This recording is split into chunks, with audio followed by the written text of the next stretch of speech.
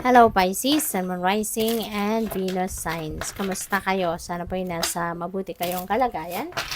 Welcome back po sa Star Tarot. Kung bago kayo rito, welcome din po kayo. Please subscribe, like, share my videos, and leave me a comment kung nakaresonate kayo. Thank you. So, we have dating, Pisces. Maaring kayo ay dating or maaring kayo ay makikipag-date. So, well, February, love month, Valentine's Day on the 14th. Kaya po pwede, no, na nakakasa na ang schedule na yan. At baka kayo talaga ay magda-dine out, pwedeng kayo ay magiinuman ng inyong person, no? So, have fun and enjoy. We have brunette female, baka ito yung kadate mo. You know, si brunette. Maaring ano to, pwedeng girlfriend mo yan, pwedeng siya yung asawa mo, pwedeng siya yung nililigawan mo. So, maaaring siya yung i-ask mo, no, out on a date. Kaya, have fun and good luck sa'yo. So, tignan natin kung ano pa ang ganap.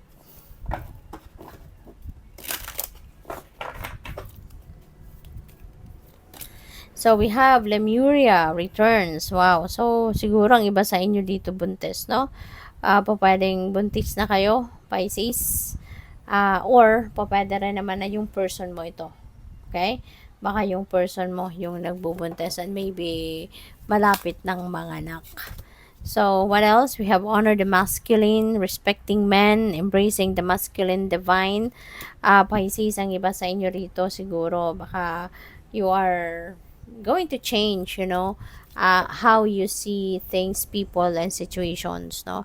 Kaya siguro ngayon, kasama na dyan yung pagtingin ninyo sa mga lalaki. Maaaring ang iba sa inyo sa ngayon, mas malaki na yung respeto ninyo sa lalaki. Maybe you have that experience sa ngayon para mabago ang inyong perspective, mabago ang pagtingin ninyo sa mga tao, lalo-lalo na sa mga lalaki, no?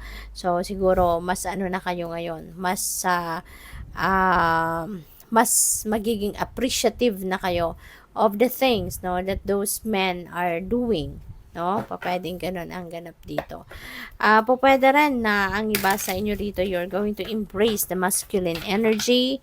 Sa ngayon, baka kayo yung sa ngayon, kayo yung magpapakita ng strength, kayo yung magdedesisyon, desisyon siguro kayo. Kaya yun. So parang kayo ngayon yung tatay yung parang very very strong ang energy ninyo at pagdating sa mga decision making, maaring kayo din talaga ang nagdedesisyon, kayo yung inaasahan, no? Pwedeng ganun. So, we have 9 of Wands, Pisces.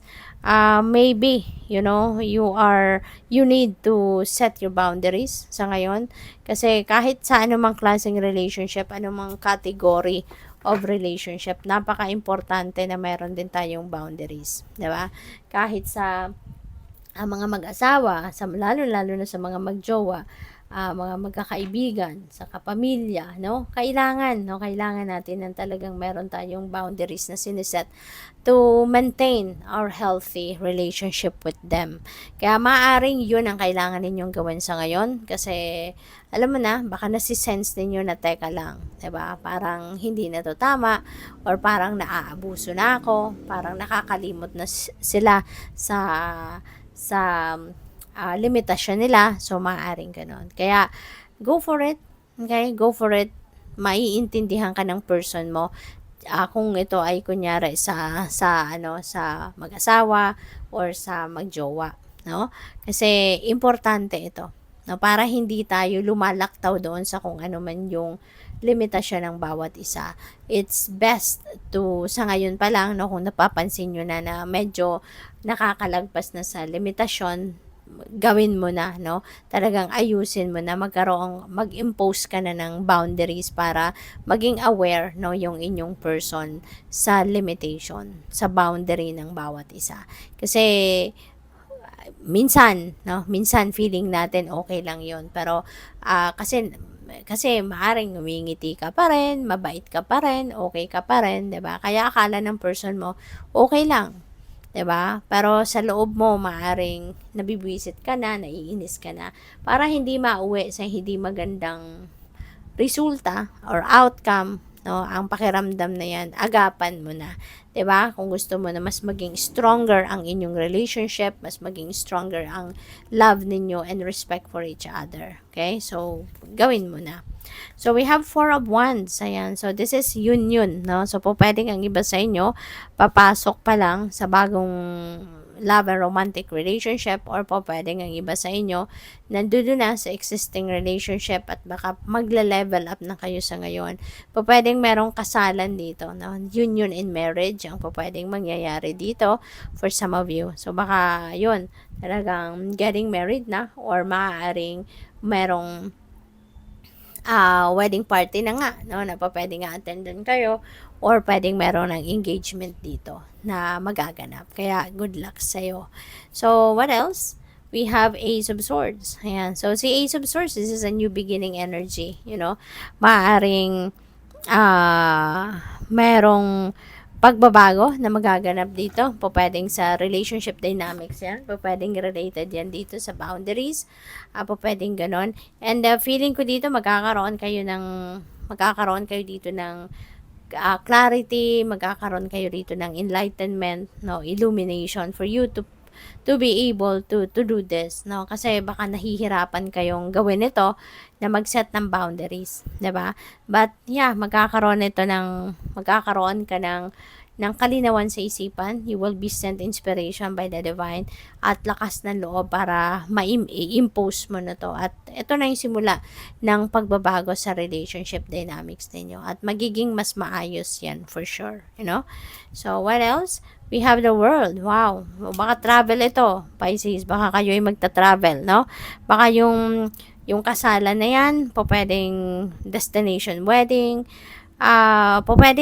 po pwedeng merong pupuntahan din kayong kasalan. No? Not necessarily na kayo ay magpapakasal na, pero baka ang iba sa inyo may iimbitahan sa kung saan na destination wedding, no? Ng kung sino mang kamag-anak ninyo, o kapamilya, kaibigan, whatsoever, you know? So, there is also a success, no, dito na makakamit kayo. Maaring yung pag-set ninyo ng boundaries will be a success, no? Mapagtatagumpayan mo yan, magagawa mo yan, or po pwedeng success ito sa relationship ninyo in general, 'di ba?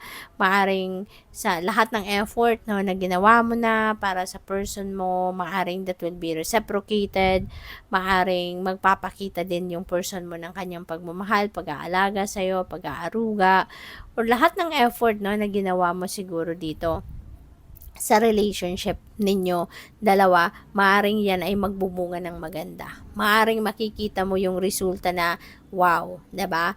It's effective, no? At maaring makikita mo din na yung ine-expect mong gawin ng person mo ay talagang maaring gagawin din niya at magiging maganda yung inyong relasyon. No? So, this is really beautiful. Po pwede rin na ang iba talaga sa inyo dito, no?